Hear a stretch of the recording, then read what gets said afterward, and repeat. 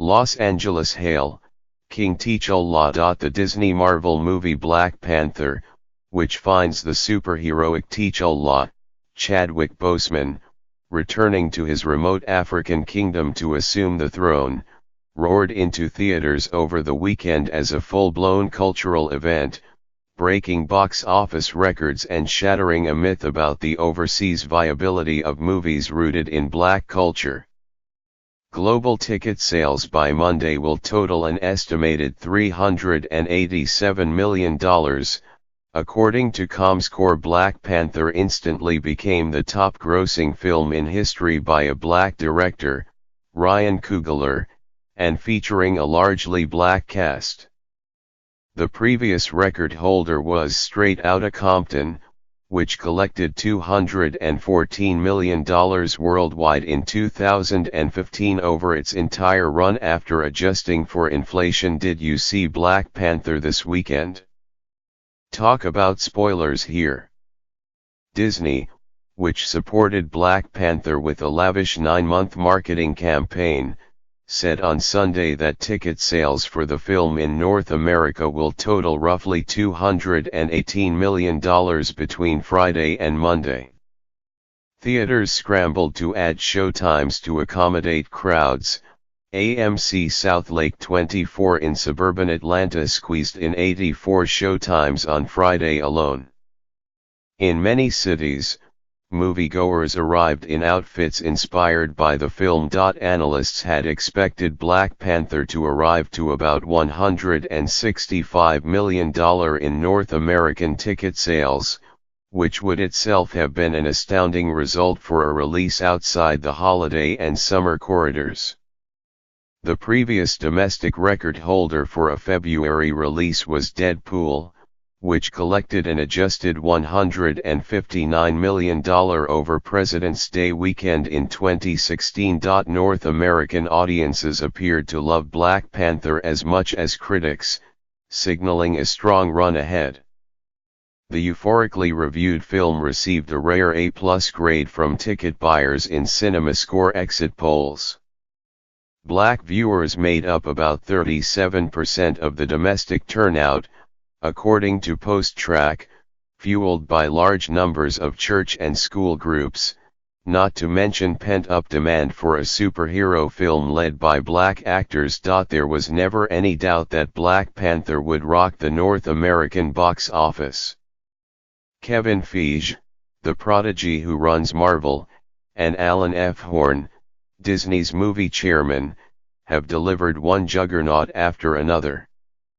Robert A. Iger, Disney's chief executive, took a personal interest in Black Panther, approving its $200 million production budget, at least 30% more than budgets for other Marvel non-sequels like Doctor Strange and Ant-Man, despite concern by some at Disney about sales of Black Panther toys. The concept of an African story, with actors of African descent at the forefront, combined with the scale of modern franchise filmmaking, is something that hasn't really been seen before, Mr.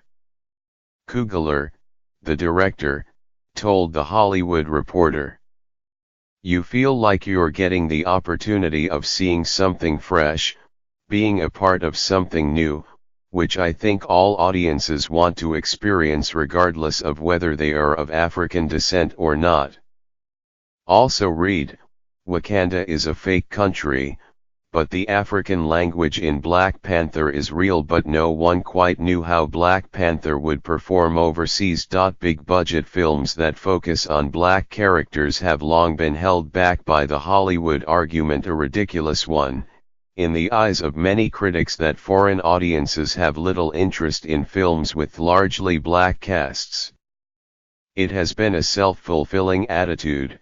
Studios, ever fixated on what kinds of movies have succeeded in the past, never challenged the assumption with a big-budget fantasy because they were always too afraid to take the risk. Black Panther arrived to very strong results in the United Kingdom, Belgium, Ukraine, South Korea, Mexico, and Brazil, in many cases beating initial ticket sales for Marvel non-sequels based on lesser-known characters, including Guardians of the Galaxy in 2014. Black Panther was softer in Germany, an important market, where the sadomasochistic 50 Shades Freed outsold it. We're extremely pleased with the reaction around the world, even more so because we face nothing competitively for a month, said Dave Hollis, Disney's president of distribution.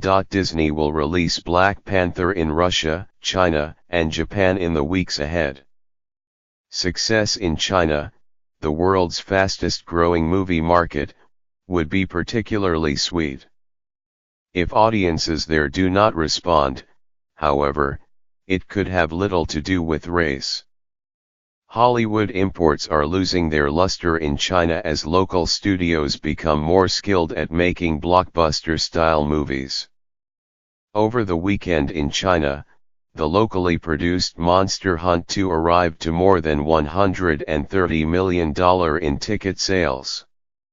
Lionsgate gave it a 69-screen release in the United States, collecting $390,000.